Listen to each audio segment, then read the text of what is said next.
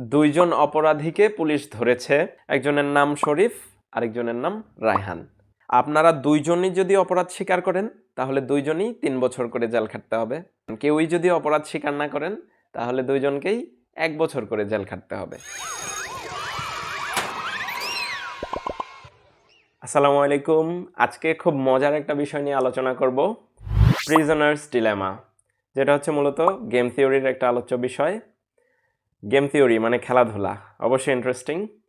আপনাদের সাথে আছি আমি মোহাম্মদ আতাউর রহমান ভুইয়া। বর্তমানে পড়াশোনা করছি অর্থনীতি নিয়ে। চলেন ভিডিও শুরু করি। Game theory is a branch of mathematics and economics that studies strategic decision making. It examines how individuals, business, or nations make decisions when their outcomes depends on the actions of others. মানে সহজ কথায় বলতে গেলে game theory হচ্ছে এমন একটা বিষয় নিয়ে আলোচনা করে যেখানে আপনার অপরপক্ষের বা বিপরীত প্লেয়ারের সিদ্ধান্তের উপর নির্ভর করে আপনার আউটকামটা আসলে কেমন হবে। এখন আমরা একটা উদাহরণের মাধ্যমে ব্যাপারটা বোঝার চেষ্টা করব। প্রিজনার্স ডিলেমা হলো গেম থিওরি বোঝার জন্য সবচেয়ে বিখ্যাত একটা উদাহরণ। তো মনে করেন দুইজন অপরাধীকে পুলিশ ধরেছে। একজনের নাম শরীফ, আরেকজনের নাম রায়হান। এখন এই দুইজন অপরাধীকে আলাদা দুইটা জেলে রাখা হয়েছে এবং তাদের পূর্ববর্তী কোনো সম্পর্ক নেই। এখন পুলিশের লক্ষ্য হচ্ছে যে দুইজনের কাছ থেকে অপরাধ স্বীকার করানো, আর অপরাধীদের লক্ষ্য হচ্ছে যে কত কম শাস্তি পাওয়া যায়, মানে কত কম জেল খাটা যায়। এখন দুইজন একই সময় সিদ্ধান্ত নেবে। এখন পুলিশ যেই প্রস্তাবটা দিচ্ছে সেটা হলো যে পুলিশ প্রথমে শরীফকে যে বলল, আপনি যদি অপরাধ স্বীকার করেন এবং আপনার অপরপক্ষ যে অন্য জেলে আছে সে যদি অপরাধ স্বীকার না করে, আপনি অপরাধ স্বীকার করার কারণে আপনি মুক্ত হয়ে যাবেন এবং আপনার অপরপক্ষ অপরাধ স্বীকার না করার কারণে সে 10 বছরের জেল সাজা পাবে। একই কথা রায়হানকেও বলা হলো। 2 নম্বর শর্ত হচ্ছে আপনারা দুইজনই যদি অপরাধ স্বীকার করেন তাহলে দুইজনই 3 বছর করে জেল খাটতে হবে। আর 3 নম্বর শর্ত হলো আপনারা দুইজনই যদি চুপ থাকেন, কেউই যদি অপরাধ স্বীকার না করেন তাহলে দুইজনকেই 1 বছর করে জেল খাটতে হবে। এবার যদি আমি দুজনের পে অফ ম্যাট্রিক্সটা দেখাই, এখানে প্রথম রোতে আমি লিখেছি শরীফ সাইলেন্ট, মানে শরীফ চুপ থাকতে পারে, অথবা শরীফ কনফেস, অর্থাৎ শরীফ কনফেস করতে পারে বা অপরাধটা স্বীকার করতে পারে। আর প্রথম কলামে লিখেছি রায়হান সাইলেন্ট, মানে রায়হান চুপ থাকতে পারে, অথবা রায়হান কনফেস, মানে রায়হান তার অপরাধ স্বীকার করতে পারে। রায়হানের আউটকামটা আমি কালো কালি দিয়ে দেখিয়েছি আর শরীফের আউটকামটা লাল কালি দিয়ে দেখিয়েছি। এখন রায়হান যদি সাইলেন্ট থাকে, শরীফও যদি সাইলেন্ট থাকে, দুইজন সাইলেন্ট থাকলে দুইজনের জেল হবে 1 বছর করে, মানে পে অফ ম্যাট্রিক্সটা হবে 1-1। এখন রায়হান যদি সাইলেন্ট থাকে, শরীফ যদি কনফেস করে অর্থাৎ অপরাধ স্বীকার করে দেয়, তাহলে রায়হানের জেল হবে 10 বছর আর শরীফ ছাড়া পেয়ে যাবে।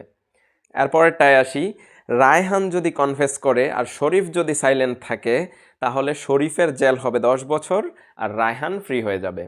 আর দুইজনই যদি কনফেস করে তাহলে দুইজনেরই 3 বছর করে জেল হবে।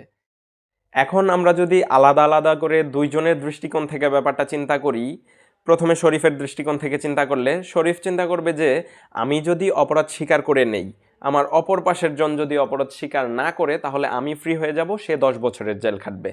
আবার আমি যদি অপরাধ স্বীকার করি এবং সেও যদি অপরাধ স্বীকার করে তাহলে দুইজনেই 3 বছর করে জেল খাটবো। আর অপর দিকে আমি যদি অপরাধ স্বীকার না করি, আমার অপোনেন্ট যদি অপরাধ স্বীকার করে ফেলে তাহলে তো আমি 10 বছর জেল খাটতে হবে, সে ফ্রি হয়ে যাবে। এখন এখানে একটা বড় ধরনের রিস্ক আছে 10 বছরের জেল খাটার। এজন্য সে চিন্তা করবে যে আমার জন্য বেটার হচ্ছে অপরাধ স্বীকার করে নেওয়া। অন্যদিকে রায়হানও একই চিন্তা করবে। তো দুইজনেরই আসলে ডমিনেন্ট স্ট্র্যাটেজি হচ্ছে অপরাধ স্বীকার করে ফেলা, অর্থাৎ অপরাধ স্বীকার করে ফেলাটাই তাদের জন্য ভালো ডিসিশন। কিন্তু আমরা যখন ম্যাট্রিক্সটার দিকে তাকাবো, এখানে দেখেন বেস্ট স্ট্র্যাটেজি হচ্ছে দুইজনেই সাইলেন্ট থাকা, তাইলে দুইজনেরই মাত্র 1 বছর করে জেল খাটতে হচ্ছে। কিন্তু তারা কি এই রিস্কটা নেবে? কারণ অপরাধী সে হচ্ছে রেশনাল চিন্তা করলে, নিজের স্বার্থের কথা চিন্তা করলে সে দেখবে যে আমার অপরাধ স্বীকার করে নেওয়াটাই ভালো, এটাই তার ডমিনেন্ট স্ট্র্যাটেজি। এবং তাদের দুইজনেরই আলটিমেটলি 3 বছর করে জেল খাটতে হবে দুইজন অপরাধ স্বীকার করে নিলে। এখন এটা আসলে দুইজনের জন্য বেটার ডিসিশন হচ্ছে না, কিন্তু তারা ইন্ডিভিজুয়ালি চিন্তা করার কারণে এটাই তাদের কাছে বেস্ট ডিসিশন। এখন অনেক সময় আমরা যদি আলাদা করে নিজের কথা শুধু চিন্তা করি, তখন হয়তো আমরা বেস্ট ডিসিশনটা নিতে পারি না, যেটা পুরো সোসাইটির জন্য বেস্ট। তো এটাই মূলত গেম থিওরির বিষয়, যে কখনো কখনো আমরা অন্যের কথাও চিন্তা করতে হবে, বা সম্মিলিত সিদ্ধান্ত যদি আমরা নেই, একে অপরকে যদি সহযোগিতা করি, তাহলে হয়তো আমাদের সিদ্ধান্তটা আরও বেশি ভালো হয়। তো এটাই মূলত গেম থিওরির এই বিষয়, বা প্রিজনার্স ডিলেমা এটাই আসলে মিন করে।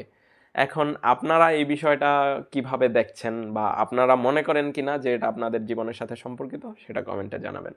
আশা করছি ভিডিওটা আপনাদের খুবই ভালো লেগেছে। এরকম ইন্টারেস্টিং ভিডিও যদি আরও পেতে চান, কমেন্টে জানাবেন। আমি চেষ্টা করব ইকোনমিক্সের মজার মজার কনসেপ্টগুলো এভাবে সহজে উপস্থাপন করার। সবাই ভালো থাকবেন, সুস্থ থাকবেন। আসসালামু আলাইকুম।